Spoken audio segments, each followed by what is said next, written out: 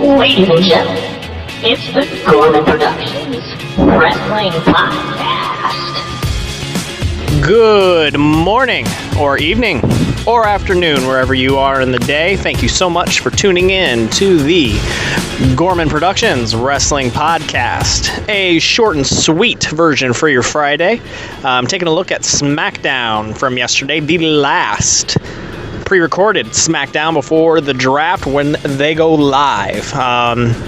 Would have said that this was a throwaway card. More or less was until the very end with a very decent tag team match. Not a whole lot to chat about. Sasha Banks and Dana Brooks, nice solid match. Again, very excited that these women's matches are no longer averaging about the 20-second mark. Dolph Ziggler and Rusev, halfway decent match. It's a lot like watching Shawn Michaels wrestle Nikita Koloff or Sergeant Slaughter or the Iron Sheik. And so those matches, they're always decent. I would like to take credit, if I may. I was halfway paying attention, but I swear to you, I thought that Zack Ryder had a new entrance music theme song when he came out. And if you rewind back to my review of Raw, it was a comment that I made about if they're going to repackage him as being far more aggressive. You got the beard, he's just got a little bit more intimidation in the way that he approaches other guys. I think that they need to change up his theme music. And again, I was only halfway paying attention, but I think that they did change it a little bit. At least the woos sounded different, and I thought the music sounded different too. So I won't take full credit, obviously, but hey, it's good that they were reading my mind. Kalisto versus Tyler Breeze. You know what I think that proves? We already knew that Kalisto is great singles competitor, as is Sin Cara. I think those two guys, you put two solid singles competitors in a tag team, and it only ups their game.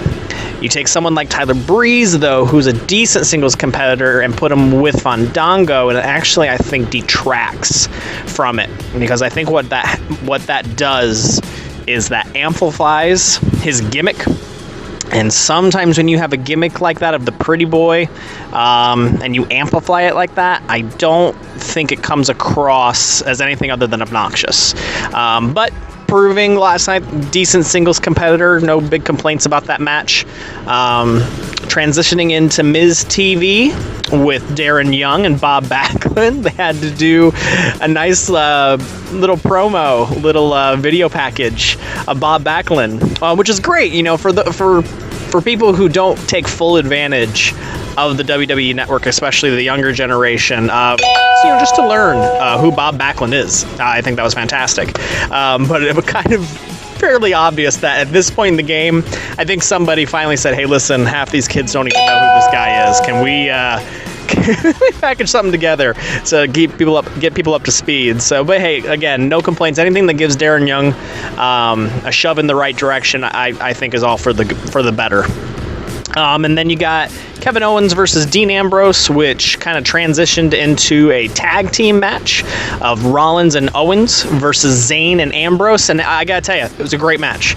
Sometimes those mixed tag team matches, not by gender, but just by, basically your two main events going into Battleground, and you put them together, heels versus baby faces. It's been done before, but I thought it was great.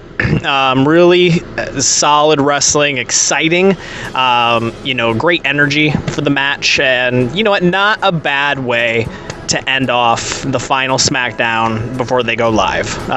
It's hard to critique and to really review Smackdown until it goes live.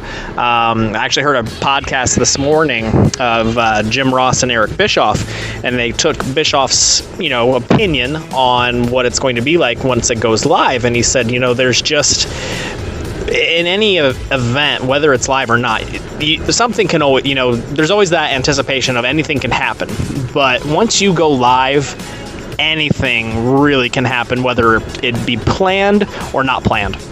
And I think that's the main difference right there, is that anything really can happen, whether it was meant to happen or whether by complete accident or by just organically. So again, a nice final send off for the show. I'm also very excited. Once that was over, I jumped on Netflix and I watched The Resurrection of Jake the Snake Roberts. I am going to devote an entire podcast to that movie, to that film. Very touching, especially for a long time fan. If you've been around and have watched, since the late 80s, early 90s, what a roller coaster that film was. This upcoming Saturday, I'm gonna do my predictions for the draft. I'm gonna kind of lock that in there, and then I think next weekend, do a whole little tribute to that film, because it's things like that takes it to another level as a fan. These aren't just guys who are the characters on film. These are real people, and real people that you care about and you've known a very long time.